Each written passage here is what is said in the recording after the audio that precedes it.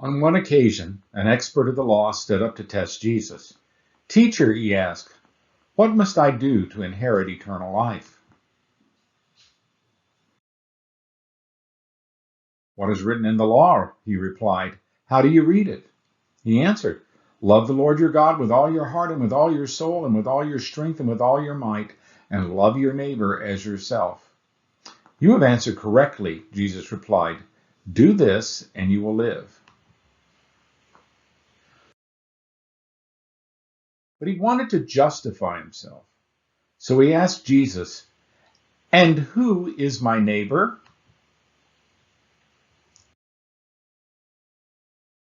In reply, Jesus said, "A man was going down from Jerusalem to Jericho when he was attacked by robbers. They stripped him of his clothes, beat him, and went away, leaving him half dead.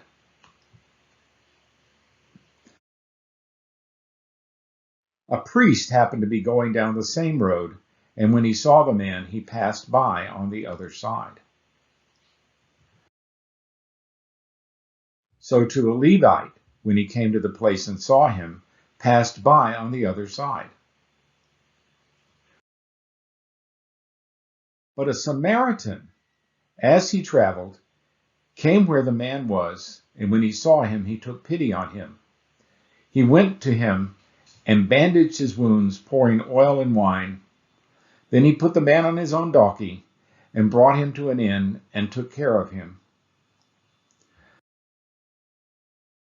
The next day he took out 2 denarii and gave them to the innkeeper. "Look after him," he said, "and I will return, and I will reimburse you for any extra expense you may have."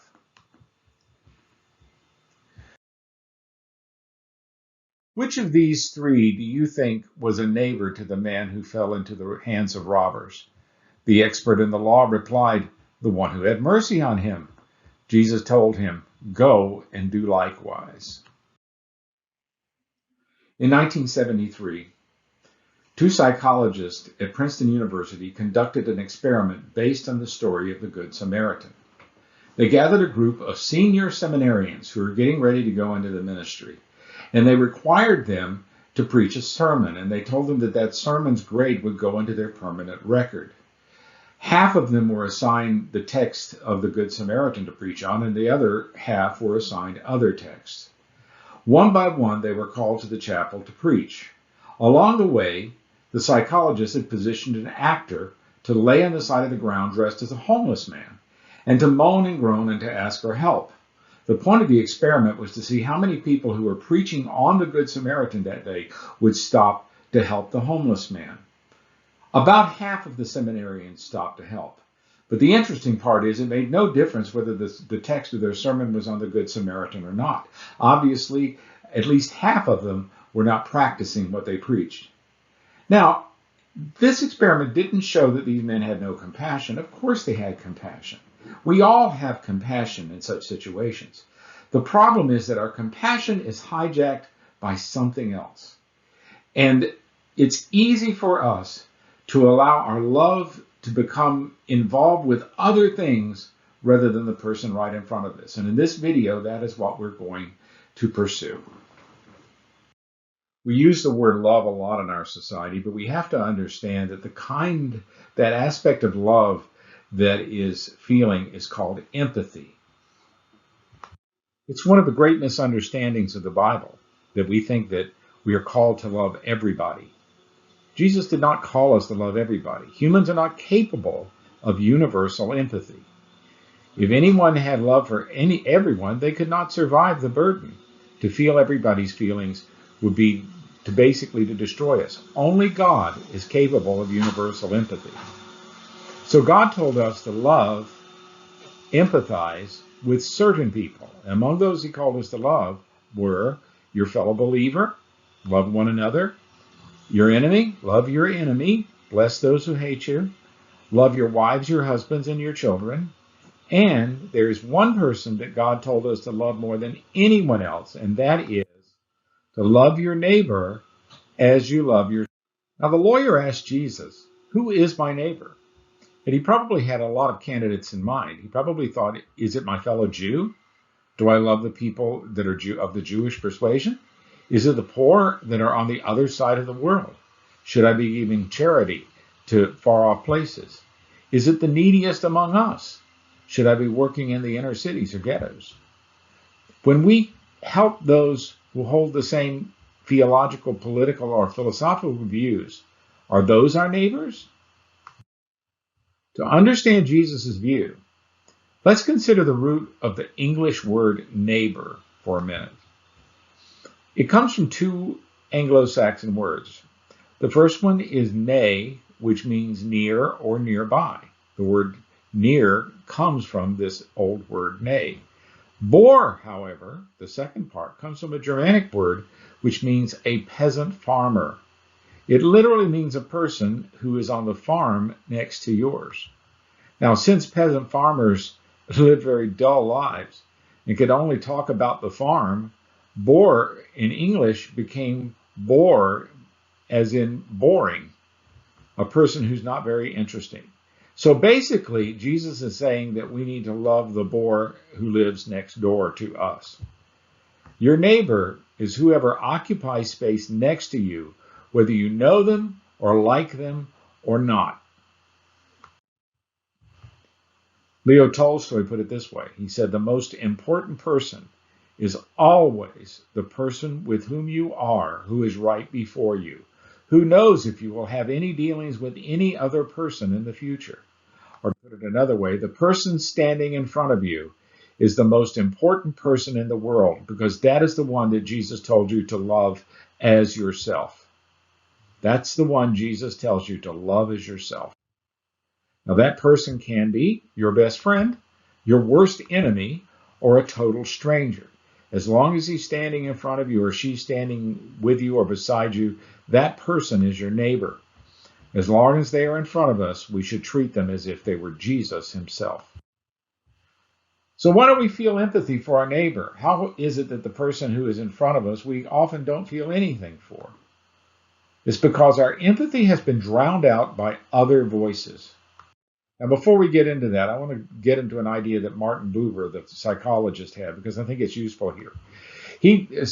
Martin Buber classified relationships into two categories. The first he called an I-it relationship, and the second he called an I-you relationship. I-it relationships are relationships that we have with people that are only based on a job or title or a transaction, such as the doctor-patient relationship or the pastor-member relationship or the clerk-customer relationship. These relationships are not personal, they're positional.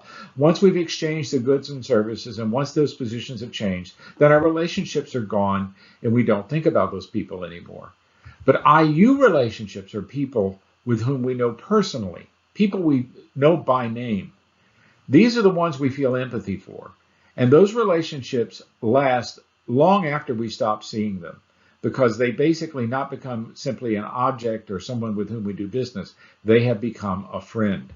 Now, Jesus did not have I-it relationships. There was nobody that he simply saw as an object on his viewing screen.